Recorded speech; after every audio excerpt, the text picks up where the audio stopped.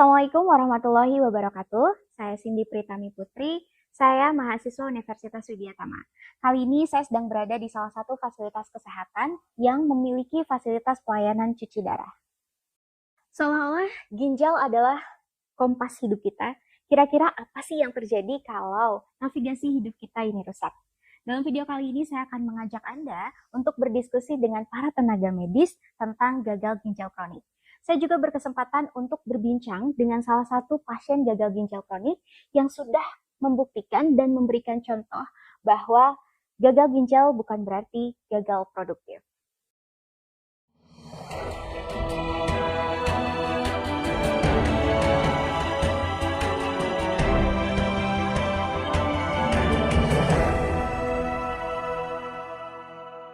Kali ini saya sedang berada di salah satu fasilitas kesehatan yang mempunyai layanan hemodialisa, dan saya berkesempatan untuk melakukan wawancara dengan salah satu dokter yang berdinas di ruang pelayanan cuci darah. Selamat sore dokter. Sore. Ya, dokter, terima kasih sudah menyempatkan waktunya untuk berkomunikasi atau kita share ilmu tentang gagal ginjal kronik ke teman-teman semuanya.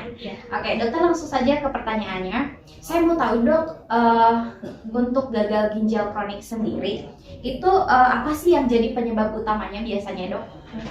Kita definisikan terlebih dahulu gagal ginjal kronik itu apa ya. Kalau untuk gagal ginjal kronik itu penurunan fungsi ginjal atau perubahan struktur ginjal yang lebih dari 3 bulan. Nah, itu penyebabnya itu bisa banyak, bisa dari darah tinggi yang tidak terkontrol, diabetes yang tidak terkontrol, ataupun misalnya infeksi saluran kemih berulang, atau misalnya minum obat-obatan yang bersifat nefrotoksik, atau misalnya obat-obatan yang merusak ginjal, minuman jamu-jamu yang merusak ginjal, ataupun minuman yang mengandung bahan pengawet atau misalnya bahan pewarna yang dikonsumsi lama. Oke. Cara mendeteksi awal gagal ginjal kronik itu bagaimana dok? Apakah memang ada tanda-tanda khusus dari tubuh kita yang menunjukkan kayaknya ini mengarah ke gagal ginjal gitu? Kalau dari tanda fisik gitu ya, dari pasiennya itu terlebih dahulu, biasanya itu dia pucat ya, dengan kelopak mata yang pucat, lalu kemudian sesak napas, kemudian ada gatal di seluruh tubuh atau kita sebutnya pruritus, lalu penurunan pengeluaran urinnya atau urinnya jadi berwarna merah seperti itu. Dan kalau untuk pemeriksaan penunjangnya itu biasanya kita didapatkan peningkatan urium atau kreatinin atau kita sebutnya penurunan fungsi ginjal. Albumin urin, di dalam urinnya ada albuminnya, terus kemudian di dalam pencitraan ada pencitraan misalnya USG, ada gangguan dari ginjalnya. Oke. Kita mau tahu dong dok tips and triknya cara mencegah gagal ginjal atau mungkin pola hidup sehat supaya ginjal kita tetap baik dan berfungsi dengan baik gitu.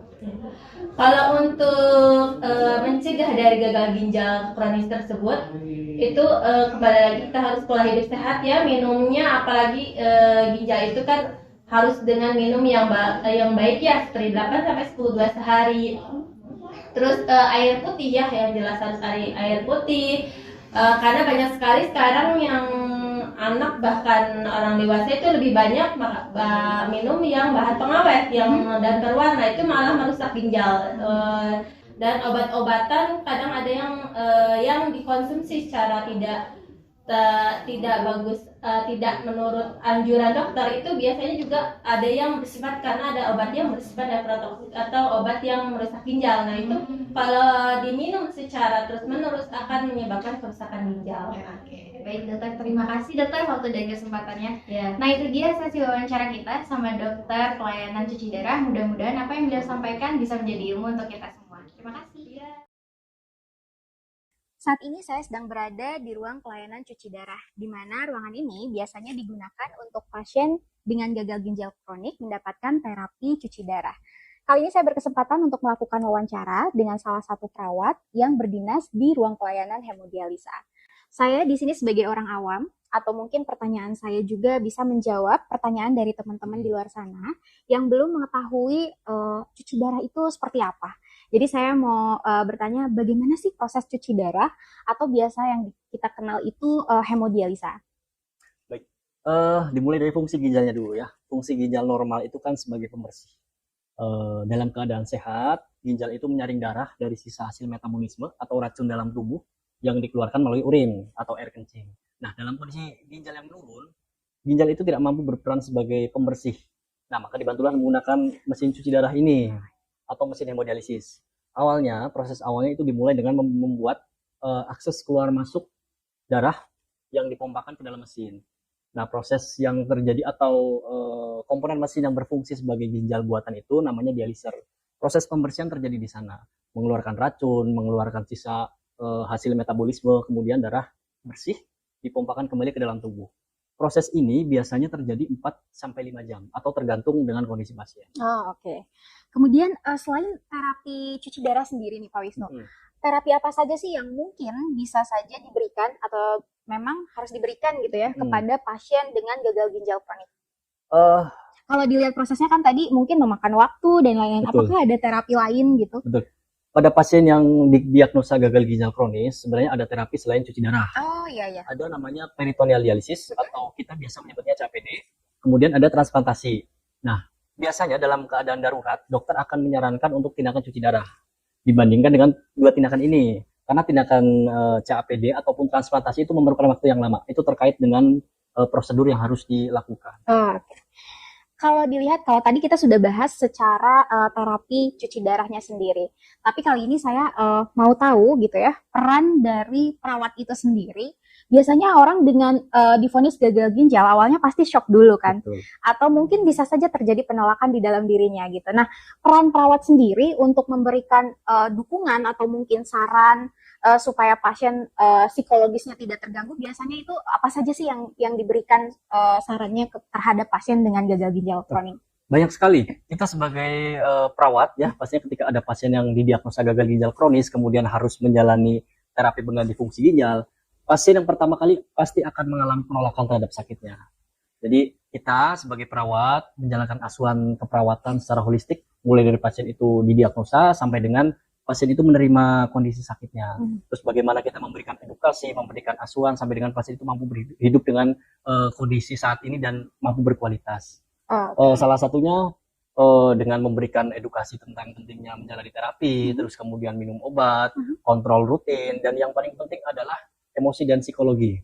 Dan kita sebagai perawat menjalankan asuhan ini pasti melibatkan keluarga sebagai support system dan memberikan dukungan terhadap pasien. Oh ya, artinya bukan hanya terapi pengobatan secara medisnya saja yang dibutuhkan ya Pak ya, tapi perawat dan keluarga juga perannya begitu besar untuk mensupport bagaimana pasien bisa menjalani hidup dengan gagal ginjal itu ya. Dan bukan berarti gagal ginjal itu bisa membatasi produktivitas dari si pasien itu sendiri ya Pak ya? Oh tidak, bahkan pasien-pasien saya banyak yang masih bekerja, masih produktif, usia-usia produktif itu tidak terganggu dengan kondisi sakitnya saat ini. Oke, baik, terima kasih Pak Wisnu. Baik, itu wawancara kita dengan salah satu perawat di ruang pelayanan hemodialisa. Mudah-mudahan ini bisa membantu teman-teman di luar sana yang mendapatkan kondisi gagal ginjal kronik, bahwa memang terapi gagal ginjal kronik itu ternyata tidak semenyeramkan itu. Asupan nutrisi pada pasien gagal ginjal menjadi kunci penting dalam menjaga kondisi tubuh penderita gagal ginjal kronik. Untuk itu, saya berkesempatan untuk menemui salah seorang ahli gizi di rumah sakit. Kita akan berbincang tentang bagaimana sih mereka memberikan edukasi nutrisi yang optimal bagi mereka pasien penderita gagal ginjal kronik. Bu Mona, kalau pasien gagal ginjal kronik itu ada diet atau treatment khususnya nggak untuk makanan? Misalnya makanan apa saja yang boleh dikonsumsi atau makanan apa saja yang tidak boleh dikonsumsi? Oke. Sebelumnya treatment untuk penyakit gagal ginjal kronik itu ada ya. Tergantung gagal ginjalnya itu udah dicuci darah apa belum cuci darah. Kalau seandainya gagal ginjal kroniknya udah cuci darah, itu treatmentnya itu tinggi protein sama rendah lemak. Dimana kalau seandainya pasien tidak cuci darah, itu rendah protein dan rendah garam. Kenapa? Soalnya garam yang ada pada tubuh itu bakal membentuk cairan pada tubuh. Biasanya bengkak pada kaki, bengkak pada perut, dan bisa bengkak pada seluruh tubuh. kira-kira makanan yang diolahnya sendiri itu ada perbedaan nggak cara mengolahnya gitu? Ataukah memang boleh diolah dengan cara apa saja misalnya atau berbeda untuk pasien gagal ginjal kronik? Oke, untuk pasien gagal ginjal kronik itu kalau di saat cara pengolahannya masih bisa seperti orang-orang yang lainnya kayak misal dikukus atau digoreng ataupun direbus itu juga tidak masalah. Cuman ada beberapa step atau beberapa cara untuk menghilangkan atau menurunkan kadar kalium pada suatu makanan, di mana setiap makanan itu pasti ada kaliumnya ya. Gitu. Contoh nih, kita pada saat pengolahan sayuran, di mana sayuran itu apalagi sayuran yang berwarna hijau atau sayuran yang berwarna lain itu juga mempunyai kalium, di mana untuk menghilangkan atau menurunkan kadar kaliumnya itu kita mempunyai beberapa step. Pertama, misalnya kita memotong dulu sayurannya, baru kita cuci. Gitu. Setelah dicuci nanti kita rendam dulu nih intensitas waktunya 1 jam atau 30 menit. Di saat itu setelah itu kita buang airnya, baru nanti kita pengolahan. Kalau dari tenaga gizinya sendiri gitu ya, bagaimana pengaturan diet yang tepat untuk pasien gagal ginjal kronik agar gizinya tetap terpenuhi. Jadi kan tadi banyak hal yang dibatasin, mulai dari cara pengolahannya, makanannya, mana yang boleh, mana yang tidak. Tapi bagaimana ya caranya supaya pasien ini tetap dapat nutrisi yang optimal untuk tubuhnya gitu. Untuk makanan selain dari obatan, makan itu juga penting ya. Pertama, kalau makanan selama hal seandainya dirawat, mereka kan sudah mendapatkan pengaturan diet masing-masing. Ini kan untuk kita di rumah, gitu ya. Di saat kita di rumah kan, pertama tuh kita makannya boleh nih sesering mungkin, cuma dalam porsi yang kecil. Kalau seandainya makan sekaligus dengan porsi yang banyak, itu kan merasa sesak, kayak gitu. Jadi makan itu bisa 5-6 kali sehari dalam porsi yang kecil, gitu. Terus nanti makanannya itu lebih didominankan untuk protein hewani seperti ayam, telur. Biasanya orang gagal ginjal itu akan rentan penurunan HB atau hemoglobinnya gitu. Pasti bakal sering melakukan transfusi gitu. Jadi untuk membantu mencukupi hemoglobin itu dari protein hewaninya kayak gitu, seperti dari daging, telur, ayam kayak gitu dibandingkan dengan protein nabati. Oke, terima kasih Bu Mona atas waktu dan kesempatannya.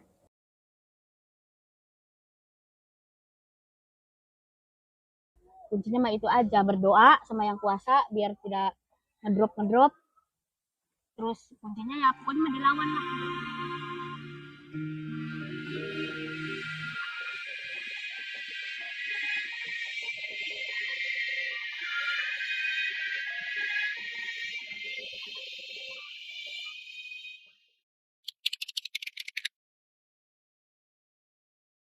Ibu kan tadinya punya anak itu tuh habis operasi, anak yang keempat.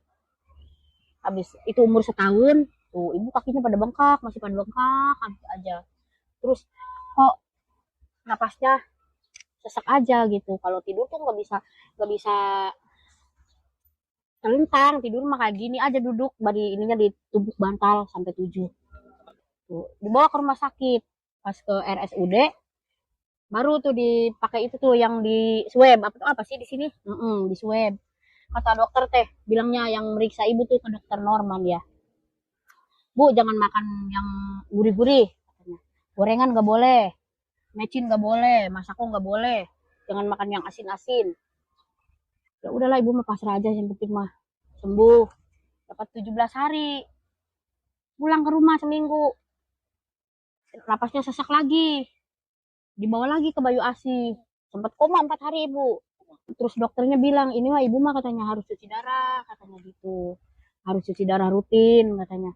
Kata ibu teh ini mah jauh banget, udah Bu katanya diusulin kalau ada yang bisa yang dekat mah minta rujukan aja katanya, minta yang rumah sakit terdekat.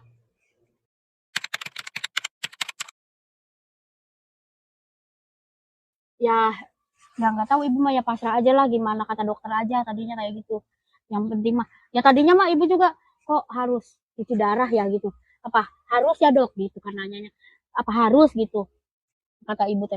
Kan ibu kan nggak, maksudnya kalau nggak cuci darah bisa enggak gitu ya, kalau ada mah obat aja gitu atau disuntik atau gimana.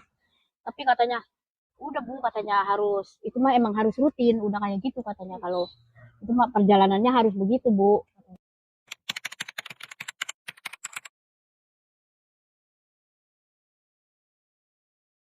minum obat dulu. Kalau bangun tidur teh ibu mah langsung minum obat yang rutin tuh, yang sehari sekali tuh. Jadi nggak malam ibu mah, minumnya pagi-pagi teh udah minum aja itulah. Pokoknya paling nanti didorong pakai roti doang, gitu sedikit. Paling udah. Jadi nantinya kan takut sesek.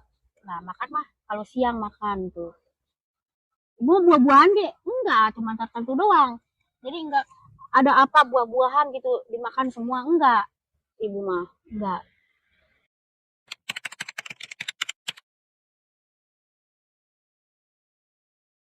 Ya kuncinya mah ada sama diri kita sendiri.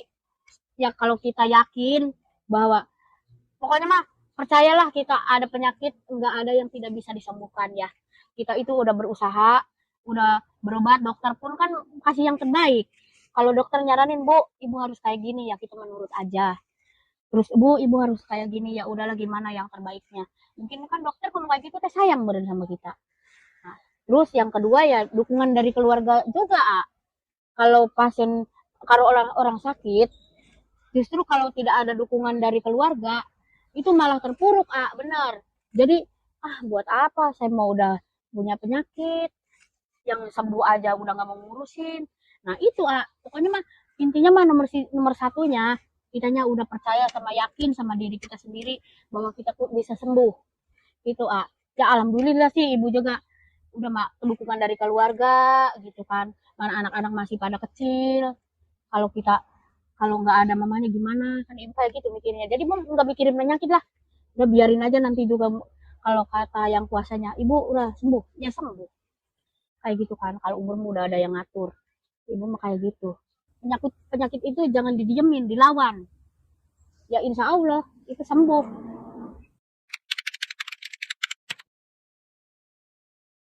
Ya harapannya sih bisa sembuh, walaupun ya tidak 100% sembuh, tapi kayak ibu alhamdulillah bisa jualan lagi. Tadinya ibu berapa tahun tuh, ini jualan udah 2 tahun. Pasien HDT harusnya berkurang, jangan nambah lagi, harusnya berkurang. Buat pasien HD semua, tidak ada penyakit yang tidak bisa disembuhkan. Kita itu harus berusaha, kuncinya kita semangat. Penyakit harus dilawan, jangan dibawa dengan melamun atau gimana, kitanya harus berjuang.